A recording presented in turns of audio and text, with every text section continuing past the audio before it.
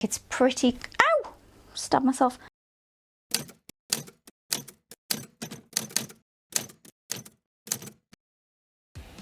Hi everyone, it's Liz. I hope you're all doing well. Welcome to this video in which I'll be showing you how I fitted the mock-up of my Victorian Ballgown bodice. One thing I would like to ask you to do is that if you are a regular viewer of my videos, it would be awesome if you would subscribe, and also don't forget to smash the like button. If you have any questions or comments, feel free to leave them down below. Let's get on with it. My inspiration picture is kind of mostly sleeveless. It has this tiny little cap sleeve in lace underneath this velvet overlay, and then it has a lace main bodice and velvet kind of draped over it. And also, if you follow the line of it, it's actually quite a lot shorter than this ball gown bodice looks like it's going to be. So I will have to shorten it, lose the sleeves, and that strap will have to be kind of a skinny strap. And then on this side, actually, when I zoomed right in, it doesn't look like it has a strap at all. So there might be like a tiny skinny strap underneath this corsage, which is probably what I'll do to keep it up. And also I can't see any closure at all. I was going to say enclosure there. I can't see a closure at all, so I can only presume that it buttons up the back or hook and eyes up the back or something, and that this drapes over and maybe this whole thing maybe opens at the side and drapes over at the back as well. There's no images of the back, helpfully. I know the closet historian was moaning recently because you actually get better photos from Etsy sellers most of the time. The photos of this gown are actually not all that great. I took a punt that this is velvet. I think it's velvet. Even the colour photos aren't that great. There's no images of the back whatsoever, nothing of the insides, no closures, nothing. That's a little bit of a close-up of the lace.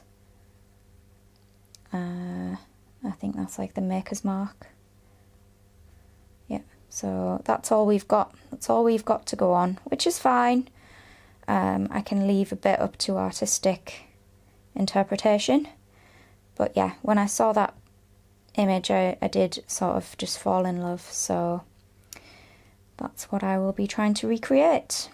If you've seen the first video, you'll know that I'm making this in a blue velvet with black trim. So this lace here will be all black lace, and the velvet will be blue. And then I don't know what I'm going to do about the flowers, maybe some sort of champagne coloured flowers, or maybe, I don't know, we'll see. And yeah, so I'm going to make a mock-up in some calico that I have left over from the corset kit that Julia sent to me, so I can use up the last of that and see how well it fits. Okay, so I'm going to talk you through this real quick because I think we're going to go and get a chippy tea, and there's absolutely zero chance I'm putting this corset back on after a chippy tea. So I've tried the bodice on with the seams now on the outside. I think it's pretty, ow, stabbed myself. It's pretty clear. I'm going to have to let these darts out a smidge. Between around here and maybe even right up to here. So between here and here, I think the darts, the waist isn't quite closing with its 1/2 inch seam allowance, so I'm gonna have to let those out.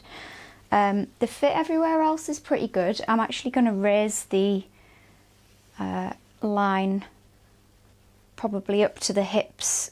So maybe take about 2.5 inches off all the way up to the sides, which would be more in keeping with the bodice on my inspiration.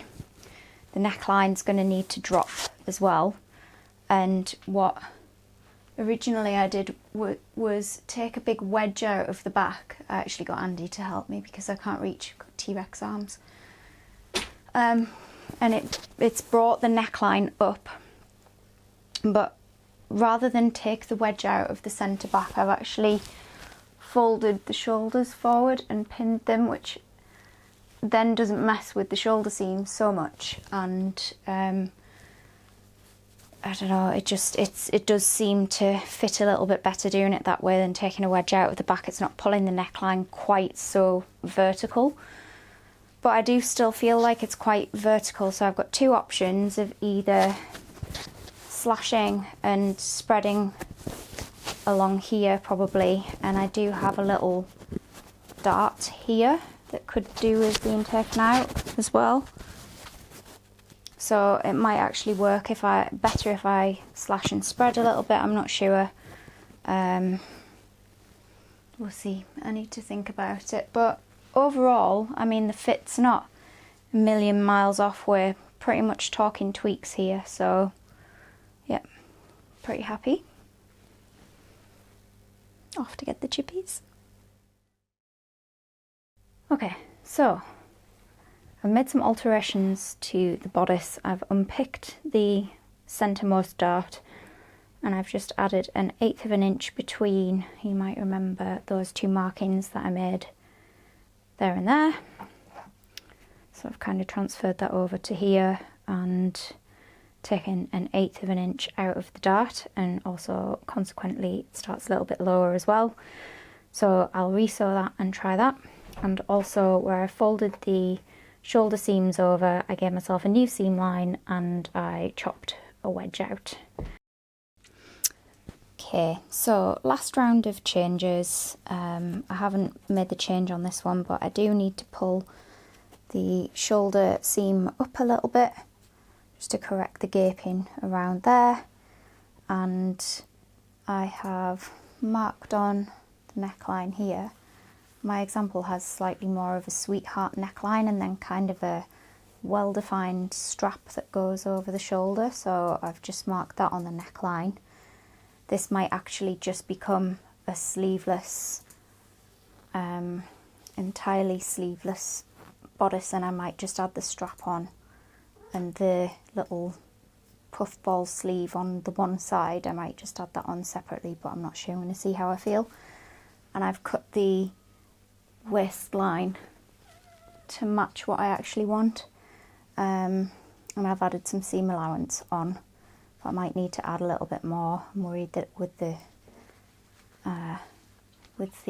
facing put on the bottom it might then go a little bit too high, and I don't really want it to, I don't want to have a gap between my bodice and my skirt. My skirt should sit around there, so it should just cover it, but I might just add another 1/2 inch on for the sake of safety. But I'm pretty happy with the fit, and I think I am now going to go ahead and cut it out of the black cotton that I'm using for the lining. The more I look at it, the more I feel like I do want to just chop it off and worry about what's going on with the entire strap and sleeve situation later. Okay.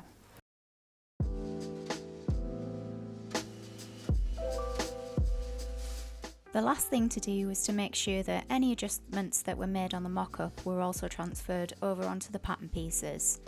This meant that I had to shorten the pattern pieces, adjust the shoulder seams and adjust the darts.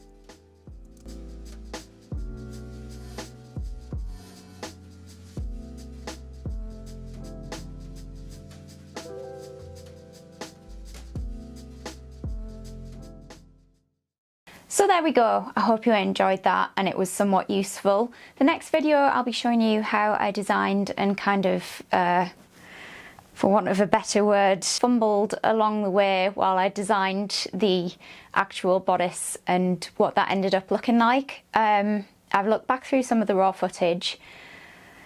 It's going to be a mission trying to make sense of it all and make it flow nicely, but hopefully I'll have that video out for you next week. So thank you for watching, and I hope you stuck around to the end. If you haven't already, it would mean the world to me if you would subscribe and if you would hit the like button. Until next time, see you all again soon. Bye!